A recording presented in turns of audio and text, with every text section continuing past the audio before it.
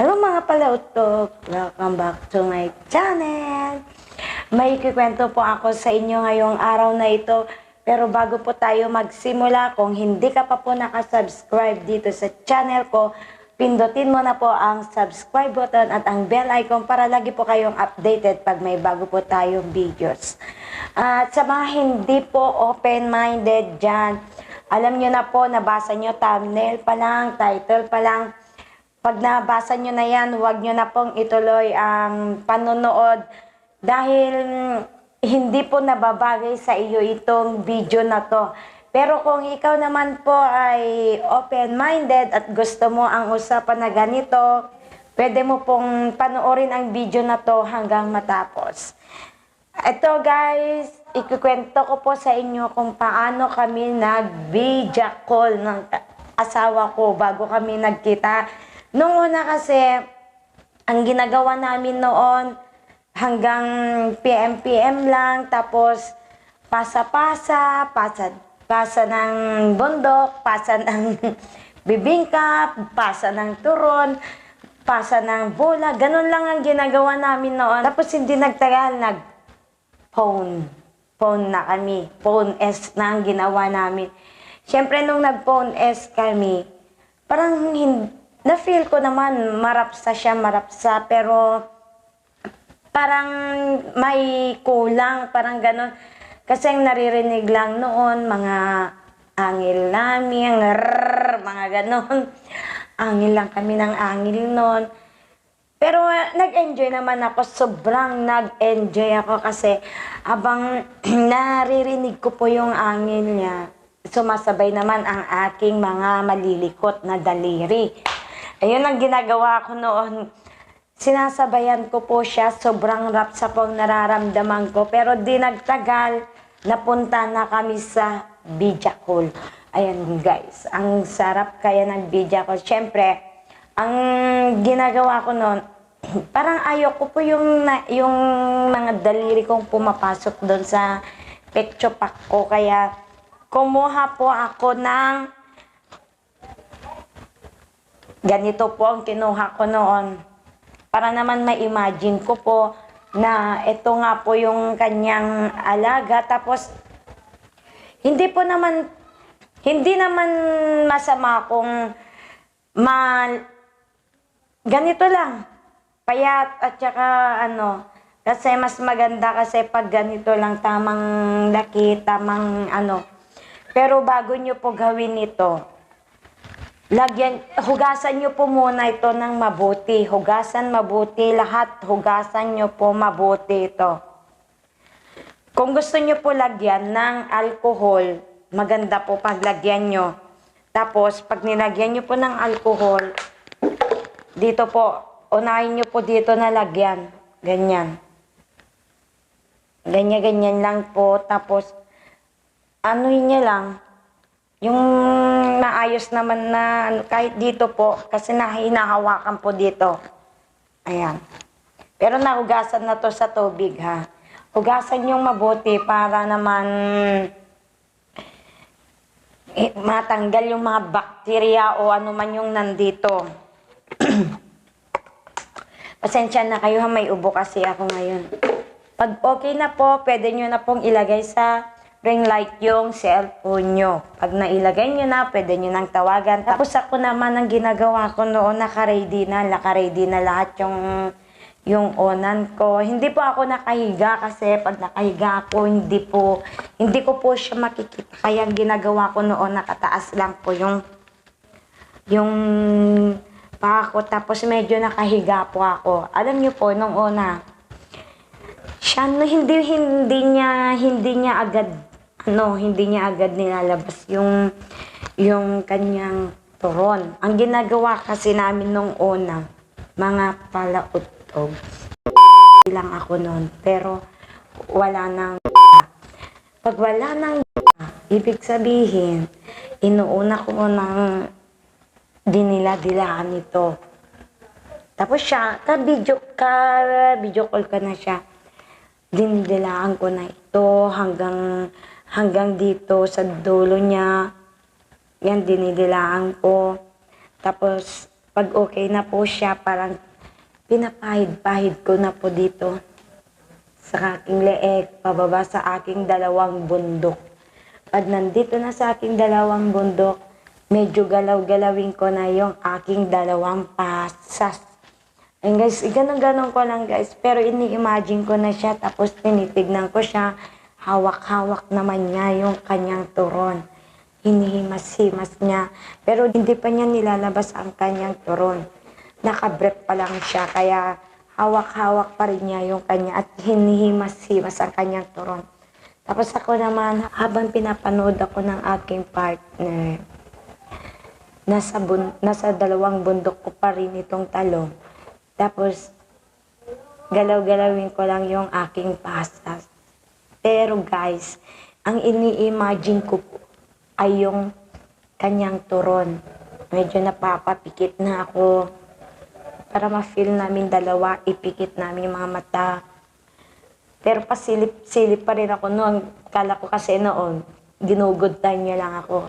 Pero nung tumagal-tagal na kami, ayun, talagang seryoso na kami noon. Ang una pong ginagawa ko ay, kunwari, ito po ang aking pecho pack. Nandyan pa rin po yung aking tipan. Hindi ko pa natatanggal yung aking tipan. Medyo ganyan-ganyanin ko lang, galaw-galaw ko. Parang pinapasabik ko lang po siya. Pag medyo okay na po siya, medyo ibaba ko lang. Ibaba ko lang ng konti yung tipan ko. Dito sa taas guys, imagine niyo ito po yung sa taas, andito ang aking manicures, andito yung tasbo. Ang ginagawa ko po, dito lang po ako sa taas. Galaw-galaw ko lang po itong turon. Kunwari turon ni partner ito. Galaw-galaw ko lang po siya. Tapos medyo igalaw ko dito kay manicures. Pag medyo okay na po si manicures, kinikilabutan na po ako, babalik po ako dito sa taas. Ayan, pahid-pahid mo lang ang kanyang turon. Basta imaginin mo po na turon ito. Tapos ipikit-pikit mo lang po kasi para ma-imagine mo na totoong-totoo ang turon na nilalagay mo dito. Ayan, pag okay na naman, medyo punta ka na naman dito kay Manicures. Pag alam mo nang nararamdaman mo na yung bugli ka na, punta ka dito sa tasbo. Bitinin mo ng konti, medyo ipasok mo hanggang dito lang. Diyan. Hanggang dyan lang. Medyo ipasok mo siya, bitinin mo ng konti, tapos ibalik mo dito kay manicures. Pag nandito ka na kay manicures, kung gusto mong mas basa pa, mas basang-basa, wala pong masama ko, medyo dilaan mo na naman ito. Dila-dilaan mo, ipasok mo yun. Talagang ini-imagine mo na ito yung turon ng partner mo. Ang ginagawa ko po kasi, pag talagang sabik na kung matikman ang turon niya, wala akong sinasayang na oras kundi isubo ito na. Pero nagsasalita naman kami. Sasabihin ko na ito na yung turon mo, isusubo ko ulit kasi rapsa na ako. Sabihin ko lang ng gano'n. Pag sinusubo ko na, maririnig ko naman na angin siya ng angin. Gano'n. Naririnig ko naman po siya na gano'n. Kaya mas lalong ginaganahan ako. Tapos ibabalik ko ulit dito sa taas niya. Gagamitin ko na naman ang kanyang turon. Tapos papunta na naman dito. Pag talagang hindi ko na mapigilan ang rapsa na nararamdaman ko, medyo itaas ko na po yung paa kong dalawa. Taas ko na, tapos pag nakataas na po, pag ganyan na, diba? Nakaganyan na kasi nakataas na po yung paa ko. Yung hita ko. Ayun, kung may lagayan lang ako, itataas ko parang ganun. Tapos pag nakikita na niya ang tasbo ng wet ko, nakikita niya na po yung tasbo ng wet ko, ganyan na, di ba? Ganyan na, nandito na. Pahid-pahid ko na ganyan-ganyan ko lang. Pag andito na, pwede ko nang ipasok. Ganyan. Pag nakapasok na, kunwari tasbo po ito, nakapasok na siya, Hindi ko po biglaan na ipapasok. Parang dito lang po siya. Ayan, gaganyan-ganyanin. Pero hindi mo na masyado. Parang ni-imagine ko na smooth lang yung pagkinod sa akin. Ganon. Habang kinikinod niya ako, napapakapit na rin yung isang kamay ko kasi talagang nararamdaman ko na dun yung rapsa. Kasi talagang ano siya, hindi ko mapigilan kasi eto kasi pag nasa loob na ito, ramdam mo na totoong totoo yung kumikinod sa'yo, yung bumabayo sa'yo, parang ganun na lang, parang totoong totoo po, lalo na nakikita mo siya na yung mukha niya na yung feeling na parang ano siya, parang hindi na rin parang nauulol, parang gano'n na gumaganon na rin siya. Sinasabayan niya ako na habang kasi nakikita ko yung kamay niya kung paano siya magtaas baba, gano'n din ang ginagawa ko. Para sabay kami gano'n. Pero nung nakita ko na siya na pabilis na ng pabilis, ay binibilisan ko na rin siya, binibilisan ng binibilisan. Tapos gagalaw-galaw ko ng konti. Igalaw-galaw ko lang po siya, tapos bigla na naman gano'n. Kasi pag nasa loob po ito, alam niyo po, pag nasa loob ko ito, parang ginagalaw-galaw niyo po. Ang sarap kaya pag gumaganon sa loob to. Gumaganon-ganon siya. Tapos bigla mo na naman ni ganyan na, di ba gumagalaw? Kaya sobrang rapsa pag nasa loob to. Hindi ko alam kung ano. Sobrang rapsa po talaga ito. Sobra. Kaya mas bet na bet ko na gamitin yung ganito. Yung hindi po masyadong hindi po masyadong matigas kasi pag matigas po, parang ganyan lang. Pero pag ito, medyo malambot siya ng konti. Pag nandun po kasi sa loob, talagang gumalaw-galaw-galaw ng galaw-galaw ng galaw. Kaya nararamdaman ko po kung paano siya gumalaw doon sa loob. Ay, alam mo guys, ang pinakasarap ko, pag tinitignan ko doon sa video, na lumalabas yung mga mudta ko, sobrang dami. Sobrang dami po dito. Pag nakita ko na po siya, parang linisin ko yung mudta ko, tapos ibabalik ko dun sa loob na parang ganun. Ang sarap, tapos ano ko siya, ipahid-pahid ko dito sa labas ng tasbo. Tapos anuhin ko ulit, parang ibalik-balik, parang ganun lang, kinikis-kis-kis-kis. Hanggang sa nakita ko na medyo malapit na siya. Yan guys, sinasabayan ko talaga yung pagbilis-bilis nito, bahala na. Pero hindi ko hinahawakan dito baka kasi matanggal ito sa sobrang bilis. Kaya dito lang po siya, ganyan lang po siya, oh. Ganyan ang paghawak niyo. Huwag niyong hawakan dito. Baka matanggal ito. Patay kayong bata kayo. Hanggang dito lang po siya. Ayan. Hindi naman po problema sa akin kung mahaba o mataba. Basta ang importante, may maipasok dito sa tasbo na to. May maipasok ako. And guys, pag okay na po siya, pag nilabasan na po siya, ganun na rin sa akin kasi nakikisabay po ako sa kanya. Pag nakikita ko na po siyang malapit na siyang labasan, ganun na rin ako. Binibilisan ko na rin ang paglabas-masok dito sa talong na ito. Talagang pinipikit ko na rin ang aking mga mata para ma-feel ko talaga yung rapsa na dulot ng talong na ito. Kaya ini-imagine ko talaga yung turon ng partner ko. Talong lang naman yan, paano ako gaganahan yan? Ganon. Hindi ko iniisip na ganon.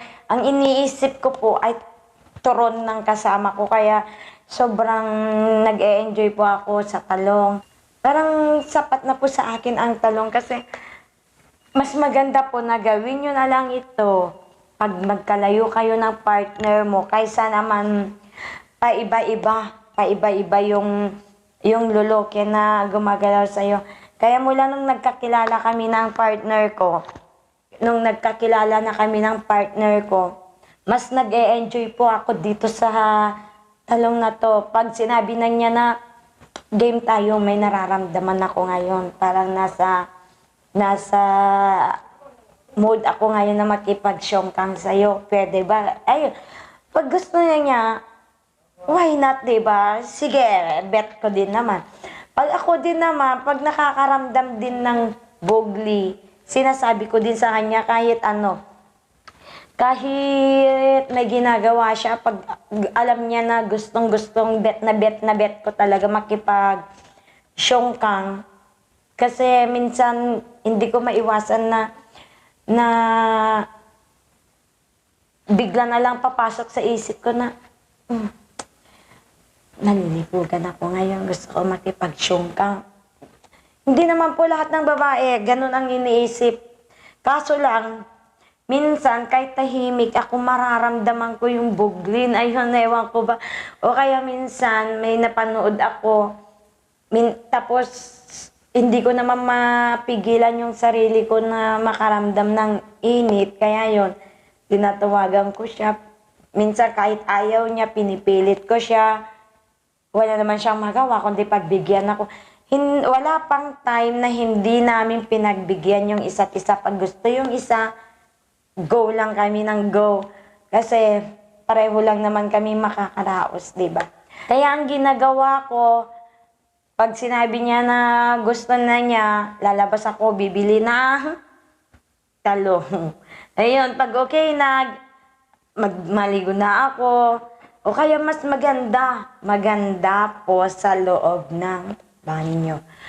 Pag nasa loob ka ng banyo, ganun din. Pero ang ginagawa ko pag nasa loob ako ng banyo, mga kauto, yung bowl po, tinataas ko po yung paa ko doon, tapos doon lang siya sa baba.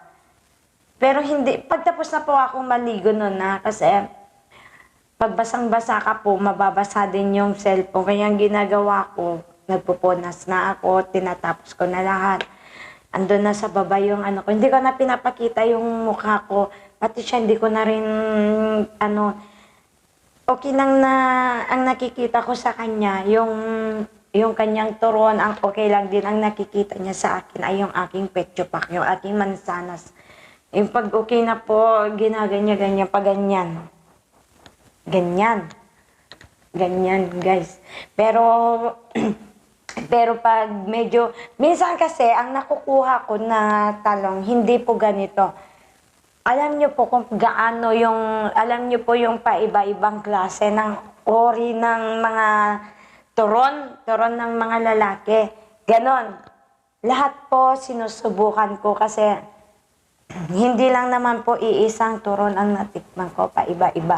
Kaya may turon na straight, may turon na alam niyo na ipapakita ko po sa inyo sa susunod na vlog ko. Kaya sa hindi pa po nakasubscribe, mag-subscribe na po kayo para lahat ng video ko ay mapanood nyo. Kasi ang mga ganitong usapan po, lalong-lalo na sa mga mahihilig na tulad ko, talagang magugustuhan po yung mga ganitong usapan. Ang ginagawa ko po pag nakatayo po ako, pag pinasok ko na dito sa tasbo, ganyan na po. Ganyan, Diyos ko, talagang rapsa ako pag pumapasok yung talong sa akin. Kasi talagang ini-imagine ko na yun ang talong ng aking partner. Ayan guys, sobrang sarap pag ganyan. Minsan hindi ko na alam yung gagawin ko, lalo na nakaganyan ako. Kaya ang ginagawa ko, minsan kumukuha po ako ng bangko. Doon ko nilalagay yung, kunwari bangko, dito ko na nilalagay yung cellphone. Ganyan na, para hindi mahulog. Ganyan na, para hindi mahulog. Kasi minsan yung kamay ko, doon ako sa pader nakahawak kasi sa sobrang rapsahin. Hindi ko na alam kung anong ginagawa ko, mga kautog. Kasi sobrang nasasarapan na ako. Hindi ko alam kung saan ako kakapit sa kakaganyan. Kakaganyan. Grabe. Sobrang rapsa. Minsan nakahawak ako doon sa pader na nakatalikod. Pwede ko pong ipasok yung dito. Ganyan. O kaya minsan, kasi nakakasawa lang kasi pag ganito lang. Nakakasawa lang kasi pag ganito na nakatayo. Di ba, gumawa naman kayo ng ibang estilo. Ginagawa ko, Di ba nakaganyan na, nandito na po yung kamay ko. Nakahawak na po ako dito sa pader. Nakakapit po ako dyan sa pader. Tapos, ito naman, turon na to, itong talong na to. Ginagawa ko dito sa likod ko. Patalikod na yung kamay ko. Ito, patalikod. Tapos doon, talagang sinasagad ko nga minsan. Pag medyo mahaba kasi, pag medyo mahaba yung nabibili ko talong na ganyan, hindi ko naman po talagang sinasagad. Ganyan lang po, may space po dito sa baba. Ayan. Pag nandito na, ayan, sinasagad ko po ng sinasagad yung talong. Pero hindi porket sinabi ko nasagad, pasok po lahat. Alam nyo, pag mahaba po yung talong o kaya yung turon, para po sa akin, hindi po ako nasisiyahan pag ganon. Kasi minsan masakit po, masakit talaga. Hindi lang minsan, talagang masakit po. Ewan ko kung bakit ako nasasaktan. Kaya mas gusto ko po yung tama lang. Hindi mahaba, hindi maliit. Ganon. Yung tamang-tama lang po, parang ganito lang siya. Pero bet ko po pag mataba, kahit ganito na lang o kaya ganyan lang. Kahit ganyan lang po, basta mataba. Sarap kasi pag ganyan po kasi ang sarap himas yung pag mataba. Kahit ano lang siya. Kahit hindi ganong kalakihan, kahabaan, basta pag ginaganyan mo yung ang sarap pong hawak-hawakan, ang sarap himasin, ang sarap isubo, ang sarap dilaan, ang sarap sip-sipin. Basta ang sarap. Kahit basta ayaw ko ng mahaba. Promise, ayaw ko ng mahaba. Pero siguro, okay lang yung talagang mahaba, basta wag niyang ipasok lahat, huwag niyang isagad. Kasi pag sagad na sagad, sobrang sakit. Kaya mas bet ko yung okay na yung ganito. Masarap pag ganito, lalo na pag matigas. Matigas siya, sobrang rapsa. Kaya sa mga hindi gaano kalakihan dyan ang turon, may mga tulad ko din po na hindi naghahanap ng mahaba. Kaya makontento na po kayo kung ano ang meron kayo. Huwag kayong angal ng angal dyan ng liit ng turon ko. Huwag niyong sabihin na ganyan. Kasi may mga babae, kung mahal kayo ng babae, ayun, bakit ako? Hindi naman mahaba yung last na naging jowa ko. Nagtagal naman kami. Kaso hindi lang talaga kami para sa isa't isa kasi may mga bagay na hindi kami magkasundo, ganon, kung bakit kami nagkahiwalay. Hindi po dahil sa kanyang turon. Kahit maliit lang po ang turon nyo, basta mapasaya nyo yung babae, mapaligaya nyo, magawa nyo lahat ng gusto niya. Alam nyo naman kung paano laruin nyo mga babae. Ayun, kontento na po ako sa ganun lang. Basta wag lang mahaba. Ayoko po ng mahaba. So paano guys, sa susunod po na vlog natin, basta makapunta po ako sa bayan, makahanap ng mga talong na hinahanap ko. Iyon po ay yung mga natikman ko noon. Ano yung mga itsura nila.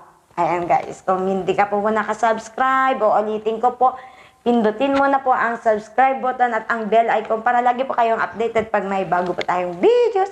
Bye-bye! Hanggang sa muli mga kautog.